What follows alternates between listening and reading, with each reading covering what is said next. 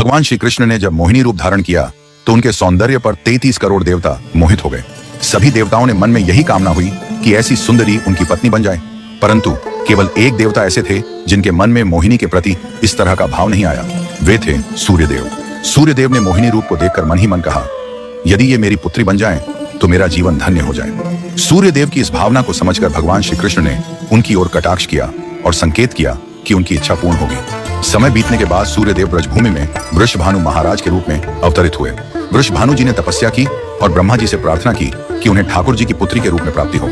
ब्रह्मा जी ने उनकी प्रार्थना को श्री हरि तक पहुंचाया। ठाकुर जी ने विचार किया कि वे नंद यशोदा और देवकी वासुदेव के यहाँ पुत्र के रूप में जन्म लेने वाले हैं, लेकिन प्रेम की स्थापना के लिए एक विशेष अवतार लेना होगा। ठाकुर जी ने अपने रूप को दर्पण में देखा और उस दर्पण में उन्हें ऐसा रूप दिखाई दिया जो स्वयं ठाकुर जी को भी मोहित कर गया। यह रूप ठाकुर जी का ही स्त्री रूप था। उन्होंने इस रूप को स्थिर किया और लक्ष्मी जी के वस्त्रों, आभूषणों और श्रृंगार सामग्री का उपयोग करके इस दिव्य स्वरूप को सजाया।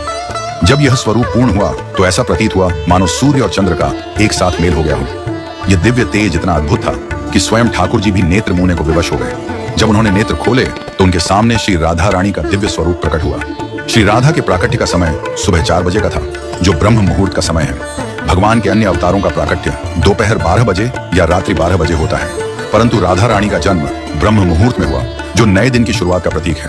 यह इस बात का संकेत था कि प्रेम का प्रकाश संपूर्ण विश्व में फैलने वाला है। राधा रानी के अवतरण पर वृषभानु महाराज और कीर्तिदा माता के घर उत्सव मनाया गया।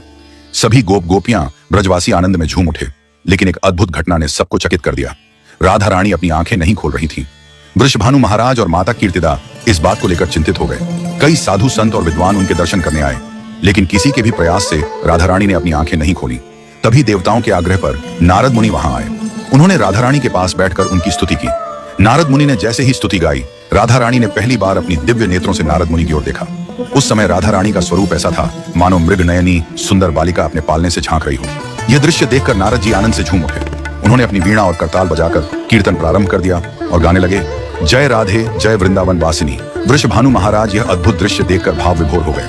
उन्होंने राधा रानी को प्रणाम किया और स्वयं को धन्य माना। उन्होंने अनुभव किया कि उनकी पुत्री कोई साधारण बालिका नहीं, बल्कि साक्षात देवी है। इस प्रकार श्री राधा का अवतरण प्रेम की स्थापना के लिए हुआ। ठाकुर जी ने ज्ञान, धर्म और वैराग्य की स्थापना के लिए कई अवतार लिए, लेकिन प्रेम की स्थापना के लिए श्री राधा का अवतरण हुआ।